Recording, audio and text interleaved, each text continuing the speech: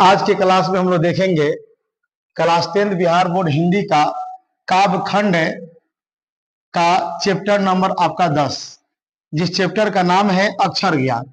यानी आज की क्लास में हम लोग कविता अक्षर ज्ञान के बारे में पढ़ने वाले हैं। यह कविता बहुत ही बेहतरीन, बहुत ही सुंदर बनाई गई है। यह कविता समझिए कि हमारी प्रारंभिक शिक्षा से संबंधित है। आज हम लोग मैट्रिक क्लास में आ गए हैं और आज किसी भी चीज को पढ़ने लिखने में कोई तकलीफ नहीं होती है, लेकिन एक समय था जब हम समझिए कक्षा 1 में थे और उस समय समझिए कि किसी भी चीज को पढ़ने में कितनी तकलीफ होती थी, और उसी तकलीफ को इस कविता में बताया जाएगा कि किसी भी क्षेत्र हो, चाहे वह शिक्षा का क्षेत्र हो, राजनीति का क्षेत्र हो, व्यापार कार्य का क्षेत्र हो, हर क्षेत्र में शुरू में काफी संघर्ष करना पड़ता है और संघर्ष के बाद ही समझिए कि कोई जो है ना व्यक्ति, हम या आप हो, एक बड़ी उपलब्धि को प्राप्त करते हैं। और इसी संघर्ष को इस कविता के माध्यम से बताया जाएगा। बहुत आपको मधुर, बहुत आपको यह सुंदर से समझ में आएगा, मजा भी आएगा। चलिए तो सबसे पहले जो है मैं इसके कवि परिचय से समझिए कि आपकी मुलाकात कराता हूं। तो चलिए इसके कवि परिचय को हम लोग देखेंगे।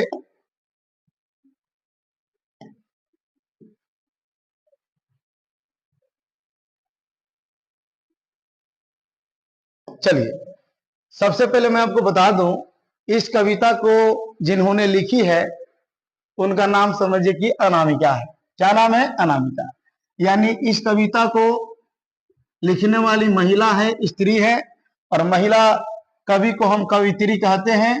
और इस कविता को लिखने वाली, याद रखें, कवित्री का नाम क्या है? अनामिका है।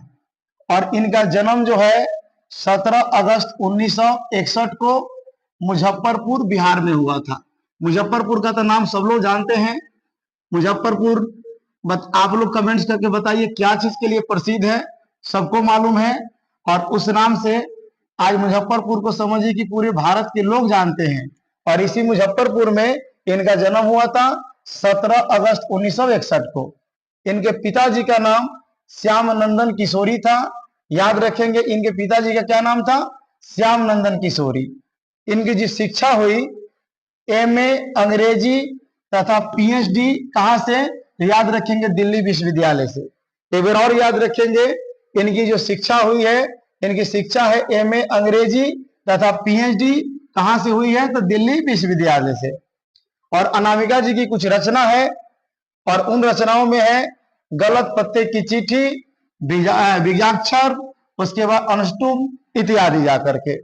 और अनामिका जी को ढेर सारा पुरस्कार भी प्राप्त है, जिस पुरस्कार में राष्ट्रभाषा परिषद पुरस्कार, भारत भूषण अग्रवाल पुरस्कार, गिरिजा कुमार माथुर पुरस्कार, ऋतुराज साहित्यकार सम्मान। और एक बात और याद रखेंगे, हम जो कविता पढ़ने जा रहे हैं, जिस कविता का नाम क्या है? अक्षर ज्ञान। क्या नाम है? अक्षर ज्ञान। और इस अक्षर ज्ञान कविता कहां से लिया गया है? तो आप याद रखेंगे, कवि ने कहा। कवि ने कहां से इस कविता को उठाया गया है? तो यह आपका समझिए कि लेखक परिचय है। और एक बार और इस पर नजर रखेंगे। कवित्री का नाम अनामिका, जन्म 17 अगस्त 1961 मुजफ्फरपुर बिहार में। उसके बाद पिताजी का नाम श्यामनंदन किशोरी।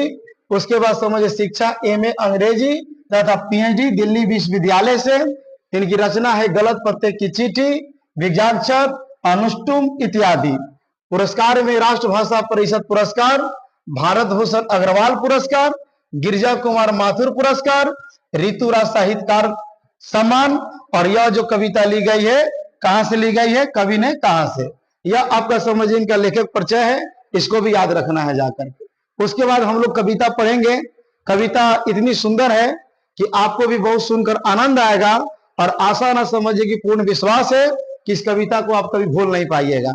ऐसे तो कविता पढ़ाने से पहले मैं एक बात बोलूंगा कि देखिए, कहा जाता है कि जाना पहचाना चेहरा भी अनजाना हो जाता है, जाना पहचाना चेहरा भी अनजाना हो जाता है, पलों में यूं रिश्ता पुराना हो जाता है, पलों में यूं रिश्ता पुराना हो जाता है।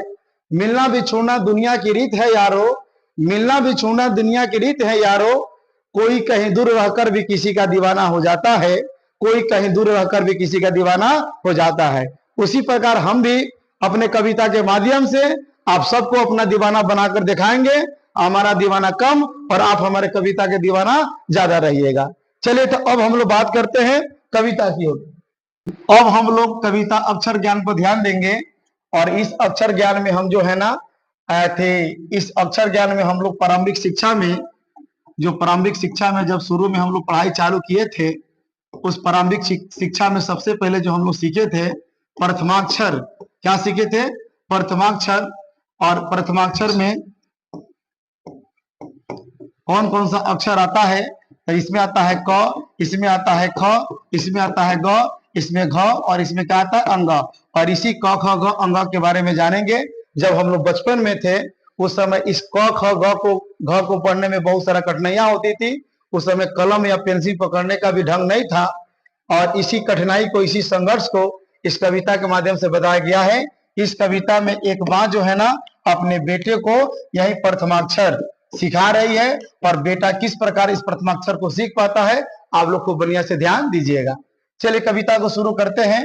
बताया जाता है कि चौकट्ठे में नहीं अटता बेटे का क। तो सबसे पहले मैं आपको बता दूं, जब हम लोग छोटे थे तो बढ़िया से क ख ग लिख दे। हम लोग क्या बनाते थे, स्लेट हो या समझिए कॉपी हो, उस पर हम लोग चौकट्ठा बनाते थे। क्या बनाते थे? चौकट्ठा इस तरह का। और यह बताया गया है कि चौकट्ठे में नहीं अटता बेटे का क, यानी जब बेटा क लिखने जाता है तो उसका क बहुत बड़ा हो जाता है और जब बहुत बड़ा हो जाता है तो यह क जो है ना उसके चौकट्ठा में नहीं अट पाता है। आप याद रखेंगे कि चौकट्ठे में कौन सा अक्षर नहीं अट पाता है, तो आप याद रखेंगे कभी क। अब आगे सुनिए क्या बताया जा रहा है। कबूतर ही है ना फुदक जाता जरा सा। और इस क की तुलना कथी से की गई है? कबूतर से। और बताया जाता है कि ये क जो है ना कबूतर की तरह समझे फुदक करके आप समझे कि चौकट्टे से क्या हो जाता है? बाहर हो जाता है। आगे बताया गया है पंक्ति से उतर जाता है उसका ख। जब ख लिखने जाता है तो लिखना चाहिए इसके बगल में, लेकिन लिख देता है इसके कथी? नीचे।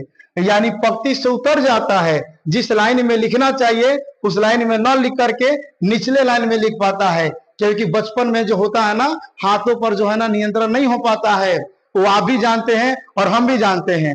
और इस कविता को पढ़कर एक बार हम लोग का बचपना जरूर याद हो जाएगा। आज भले हम लोग मैट्रिक क्लास में आ गए हैं, लेकिन जो आनंद इस क ख ग घ को पढ़ने में आता था आज कहाँ है जाकर के। काफी संघर्ष किए हैं हम लोग और उसी संघर्ष के बदौलत तो समझिए कि जो है ना आज यहाँ पर पहुंचे हैं जाकर के।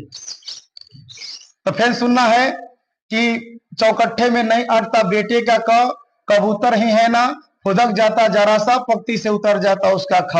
और काक होता है ना कि चौकट्ठा में बेटा का क बड़ा हो जाता है और जब ख लिखने जाता है तो क्या होता है ना कि पंक्ति से उतर जाता है। उसके बाद देखिए क्या होता है। खरगोश की खालिश बेचैनी में गमले से टूटता हुआ उसका ग। और कहने का मतलब जब क नहीं लिख नहीं पाता है, अच्छा से ख लिख नहीं पाता है, तो उसके अंदर खरगोश जैसी क्या हो जाती है? बेचैनी हो जाती है। और इस बेचैनी की वजह से उसका ग जो है ना गमला सा क्या हो जाता है? टूट जाता है। तो याद रखिएगा कि ग की तुलना यहाँ कथी से की गई है? गमला से की गई है। घाड़े सा लुढ़कता हुआ उसका घ, और घ जब लिखने जाता है तो घाड़ा जैसा लुढ़क और नीचे चल जाता है, लेकिन अंगों पर आकर थमक जाता है। यानी क ख ग घ किसी तरह लिख लेता है, लेकिन जैसे अंगों पर आता है तो वह थमक जाता है। यदि प्रयास करता है कि अंगा लिख ले, लेकिन अंगा उसे लिखा नहीं पाता है। आपके भी साथ ऐसा हुआ होगा और हमारे भी साथ हुआ होगा कि क ख ग बड़ी मजा से हम लोग लिख लिए थे जाकर के, लेकिन अंगों को सीखने में कितनी कठिनाई होती थी। आप एक बार फिर अपने समझिए बचपना को याद करिए जाकर के। तो एक बात याद रखेंगे, कमेंट्स बॉक्स में जरूर लिखिए और हमको बताइए कि यहाँ जो है ना यहाँ पर चौकट्ठे में कौन सा अक्षर नहीं अटता है। कमेंट्स में जरूर लिख के बताइएगा। उसके बाद जो है ना पंक्ति से उसका कौन सा अक्षर समझिए उतर जाता है, ये भी कमेंट्स में लिखना है। उसके बाद जो है ना गमले सा समझिए कि उसका कौन सा अक्षर टूट जाता है, कमेंट्स बॉक्स में सब ध्यान ध्यान लिखकर बताइए। उसके बाद जो है ना ढाला सा कौन सा अक्षर लुढ़क जाता है, इशारे को कमेंट्स करके बताइए आप लोग। और किस अक्षर पर आकर अटक जाता है, लिख नहीं पाता है। चलिए देखिए आप कमेंट्स करके बताइए कि आप समझ रहे हैं कि नहीं। आप कमेंट सही कर दीजिएगा तो हम जानेंगे कि नहीं आप कविता को समझ रहे हैं। चलिए तो फिर हम आगे बढ़ते हैं।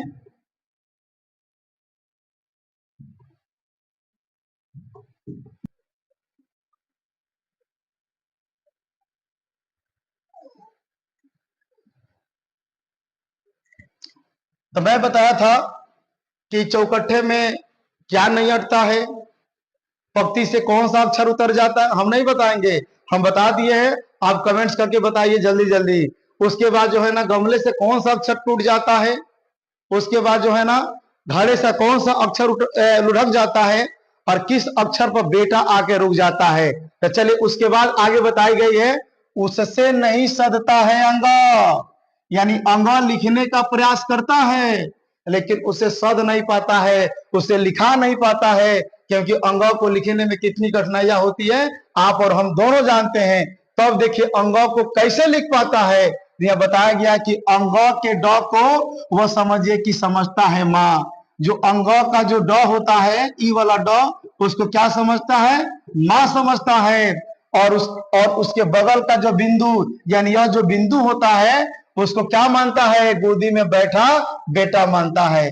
यानी अंगा के ड को आपका माँ समझता है, और इसके बगल का जो बिंदु होता है इसको कठी मानता है बेटा। जैसे हम लोग भी बचपन में थे ना, तो जब हम लोग को क ख नहीं लिखने आता था तो सर जी लोग क्या सिखाते थे, क लिखने के लिए कि समझिए कि एक बना दीजिए अंडा, उसके बाद एक लगा दीजिए डंडा, और उसके बाद लगा दिए एक बिलाई का पहुंच। इस प्रकार हम लोग भी क ख सीखे हुए होंगे, आप लोग भी सीखे हुए होंगे। तो जब क्या बताया जाता है कि जब उसे अंगा नहीं लिखा पाता है तो अंगा का जो ड होता है उसको मां मानता है, और उसके बगल में जो बिंदु है उस बिंदु को क्या समझता है, बेटा। ये भी ऑब्जेक्टिव है, इसको याद रखिएगा जरूर जा करके।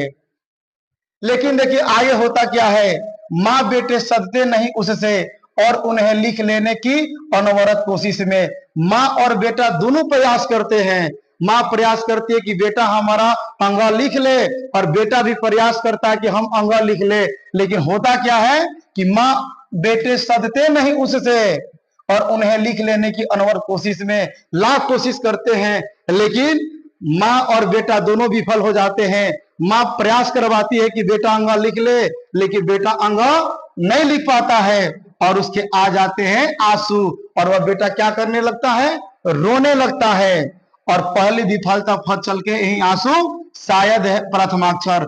और पहली विफलता पर जब इंसान अपने जीवन में पहली बार असफल होता है तो समझिए कि निश्चित रूप से उसके आंखों से आंसू आ जाते हैं। जैसे इस लड़का को भी, इस बेटा को भी जब अंगा नहीं लिख पाता है तो इनके आंखों से क्या आ जाते हैं, आंसू। याद रखिएगा कि बेटे के आंसू कब आ जाते हैं, क्या क लिखने पर, क्या ख लिखने पर, क्या ग लिखने पर, कि घ लिखने पर, कि अंगा लिखने पर। इसको भी कमेंट्स में बताइए जरूर। और यही है शायद प्रथमाक्षर, और यही है होता है समझिए प्रथमाक्षर। हम आपको पहले ही बताए हैं कि दुनिया का कोई भी क्षेत्र हो, जब किसी भी क्षेत्र में पहली बार कदम रखिएगा तो वहां काफी संघर्ष करना पड़ता है।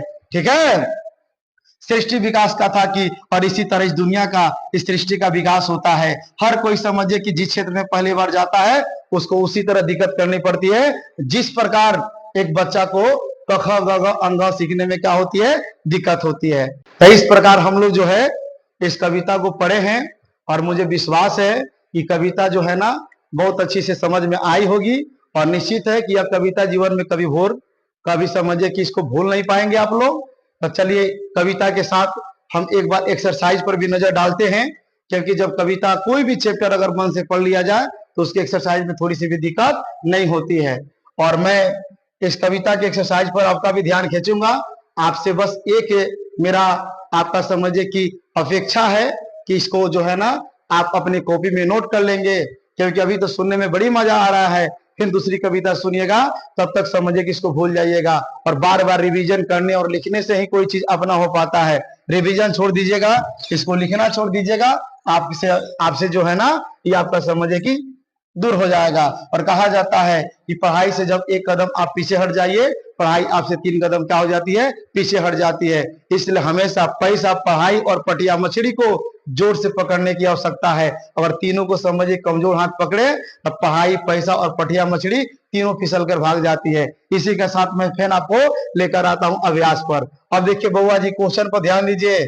कविता में 3 उपस्थितियां है, स्पष्ट करिए कौन कौन है। अलग अलग इसका लोग आंसर, अलग अलग किताब में अलग अलग आंसर लिखा जाता है, लेकिन मैं आपको बताता हूं कविता में 3 उपस्थितियां है। आप याद रखिएगा, एक माँ है, एक आपका समझिए कि बेटा है, और एक आपका एक्सलेट डाल दीजिएगा। माँ क्या करती है, माँ बेटा को सिखाती है, बेटा समझिए कि क्या करता है कि सीखता है, और स्लेट वह वस्तु है जिस पर बेटा जो है ना प्रथम अक्षर को क्या करता है, सीखता है। तो इस प्रकार बताएंगे कि कविता में 3 उपस्थितियां है, माँ, बेटा और स्लेट, तीनों का नाम रख दीजिएगा। माँ सिखाने का काम करती है, बेटा सीखने का काम करता है, और स्लेट वह साधन है जिससे बेटा जो है ना सीख पाता है। अब सुनिए अगला जो क्वेश्चन है कि कविता में क का क्या विवरण है। कविता में बताना है, तो आप याद करिए जब कविता में पढ़ा रहा था तब मैं बोला था कि कविता में बताया गया है क का विवरण, यानी बेटा जब क लिखने जाता है तो उसका क जो है ना बहुत बड़ा हो जाता है, चौकट्ठे में क्या हो जाता है कि नहीं अट पाता है। और किसी भी व्यक्ति को जीवन में पहली बार कोई काम शुरू करना पड़ता है तो काफी संघर्ष, काफी तकलीफ उठानी पड़ती है। जैसे यहाँ पर समझिए कि बेटा को क लिखने में काफी संघर्ष उठानी पड़ती है। तो इस प्रकार लिखिएगा कि कविता में क को समझिए कि प्रथमाक्षर का पहला अक्षर बताया गया है, जिसको जब बेटा लिखने जाता है तो वह चौकट्ठा में नहीं अट पाता है, वह क बड़ा हो जाता है। कोशिश करता है कि समझिए कि उस क को हम चौकट्ठा के अंदर लिखे, लेकिन कबूतर जैसा वह फुदक जाता है और वह समझिए कि चौकट्ठा से बाहर हो जाता है। अब चलिए आगे बात करते हैं, खालिस बेचैनी किसकी है, बेचैनी का क्या मतलब है। तो याद रखिए खालिस बेचैनी खरगोश की है। किसकी भी है, खालिस बेचैनी खरगोश की है। और बेचैनी का क्या अभिप्राय है, क्या मतलब है, तो बताइएगा। जब बच्चा क लिखता है तो क उसका बड़ा हो जाता है, जब ख लिखता है तो ख समझिए उसके पंक्ति से क्या हो जाता है, उतर जाता है। और जब यह दोनों अक्षर को स्पष्ट रूप से नहीं लिख पाता है तो उसके अंदर बेचैनी हो जाती है, खरगोश जैसा बेचैन हो जाता है। और इसी बेचैनी के कारण जो है ना उसका गमला सा गलता हो जाता है, टूट जाता है। अर्थात बचपन में हर किसी को यह जल्दीबाजी लगी रहती है कि हम किसी भी अक्षर को कितना जल्दी सीख पाए। जैसे यहाँ इस बच्चा को भी लग रहा है कि हम कितना जल्दी जल्दी समझिए कि क ख ग घ ङ को सीख जाए, यही बेचैनी का तात्पर्य है। आगे चौथा क्वेश्चन है बुआ जी, बेटे के लिए अंगा क्या है और क्यों, बताइए। ये क्वेश्चन नहीं आएगा तो फिर क्या आपसे आएगा। अरे बेटे के लिए अंगा बताए थे, तब बताइएगा। बेटे के लिए अंगा का ड जो है ना उसकी माँ है, अंगा का ड क्या है, उसकी माँ। और बगल का जो बिंदु है गोदी में बैठा समझिए कि बेटा है। अर्थात जब बेटा अंगा पर आता है और अंगा लिखने की कोशिश करता है तो उसे अंगा नहीं लिखा पाता है, तब उसे बताया जाता है कि अंगा का जो ड है उसकी माँ है, और उसकी बगल में बैठा समझिए कि बिंदु जो है उसके गोदी में बैठा बच्चा है। फिर भी इतना कहने पर भी बेटा नहीं लिख पाता है। तो आप समझ गए होंगे कि अंगा बेटे के लिए क्या है और क्यों है जाकर के। अब आप बताओ 5वां क्वेश्चन, कवि बेटे के आंसू कब और क्यों आ जाते हैं। बेटे के आंसू कब आते हैं और क्यों आते हैं, तो आप लिखिएगा कि बेटा क ख ग घ लिखते समय लिखते लिखते जब अंगा पर जाता है और अंगा लिखने की लाख कोशिश करता है फिर भी अंगा नहीं लिखा पाते हैं, तब जाकर के उसके आंसू आ जाते हैं। क्योंकि जो होता है ना काफी दिक्कत होती है इस अंगा को लिखने में जाकर के। छठा नंबर जो है, कविता के अंत में कवित्री शायद अव्यय का प्रयोग क्यों करते हैं, स्पष्ट करिए। देखिए कविता के अंत में कवित्री शायद अव्यय का प्रयोग करती है, यानी बताना चाहती है कि शायद वो हम हो चाहे आप हो, चाहे समझिए कोई भी क्षेत्र हो, जब किसी भी काम को शुरू करते हैं तो वैसा ही दिक्कत वैसा ही तकलीफ उठानी पड़ती है जैसा तकलीफ यहाँ बेटा को उठाना पड़ रहा है। इसलिए कवित्री हम सबके जीवन के लिए, हम सबके प्रारंभिक जीवन के लिए शायद सबका क्या करती है, प्रयोग करती है। चलिए 7वां नंबर क्वेश्चन है, कविता किस तरह की एक संतावना और आशा जगाती, विचार कीजिए। लिखिएगा बिल्कुल, यह कविता हमारे अंदर एक जोश, जुनून, एक आशा, एक संतावना जगाती है, यानी बताना चाहती है कि हर कोई संघर्ष, शुरू में संघर्ष झेलता है, तकलीफ झेलता है। हर कोई समझिए शुरू में कई बार असफल हो जाता है, लेकिन आपको समझिए कि जो व्यक्ति शुरू में असफल होता है वही एक समझिए कि अंत में सफल भी होता है। और कहा भी जाता है कि असफलता एक चुनौती है, इसे तुम स्वीकार करो, देखो क्या पीछे कमी रह गई है उसे तुम सुधार करो, जब तक तुम सफल ना हो नीमचंद को त्यागो तुम, संघर्ष का मैदान छोड़ करके मत भागो तुम, बिना कुछ किए जय जयकार नहीं होती और कोशिश करने वाले की कभी हार नहीं होती। इस पर कविता जो है ना हम में एक प्रकार की आशा जगाती है कि आज सफल हुए, आज असफल हुए तो क्या हुआ, एक दिन ना एक दिन हम लोग सफल होंगे। और आज हम लोग सफल हैं कि नहीं, आप ही बताइए। जो चीज हमको क ख ग लिखने नहीं आता था बचपन में, आज समझिए आंख मूंद करके इसको लिख पाते हैं, तो उसी असफलता का प्रतीक है कि आज हम लोग समझिए कि इसको लिखने लायक बन गए हैं जाकर के। अब 8वां क्वेश्चन आता है, व्याख्या करिए। गमले से टूटता हुआ उसका ग लिखिएगा। प्रस्तुत पंक्ति अक्षर ज्ञान से ली गई है, जिसके कवित्री आपका समझिए अनामिका है। वे इस पंक्ति के माध्यम से बताना चाहती है कि जब बच्चा ग लिखने जाता है तो उसे ग नहीं लिखा पाता है, गमले से उसका ग टूट जाता है, अर्थात उसका ग जो है ना बिगड़ जाता है। और ऐसे हर व्यक्ति के प्रारंभिक जीवन में दिक्कतें होती है। कई बार हम लोग कोशिश करते हैं कि कोई भी चीज अच्छा हो जाए, लेकिन लाख कोशिश करने के बावजूद भी वह कोशिश समझिए हमारी क्या हो जाती है, असफल हो जाती है। जैसे कि इसका कोशिश आपके ग को लिखते समय असफल हो जाती है। चलिए आगे है, घड़े सा लुढ़कता हुआ उसका घ जब लिखिएगा, जब घड़े पर जाता है घ पर लिखने तो उसका घ भी लिखा नहीं पाता है, उसका घड़े सा घ लुढ़क जाता है। इस प्रकार जो है ना यह कविता और यह एक्सरसाइज हमारे प्रारंभिक शिक्षा को एक बार पुनः जागृत कर देती है, और हम लोग को फिर वही दिन याद पड़ जाता है जब भी कभी हम लोग समझे कि जहां पढ़ाई शुरू किए थे, जहां कहा शुरू किए थे। चलिए वीडियो अच्छा लगे तो आप कमेंट्स पर करके जरूर अपनी राय दीजिएगा, और हमारे चैनल को थोड़ा सा सब्सक्राइब कर दीजिए। आपकी कमेंट्स, आपकी समझे की राय हमारे लिए एक ऊर्जा है, और इसी ऊर्जा से हम आपके लिए रोज क्लास लेकर के आते रहेंगे। तब तक के लिए धन्यवाद।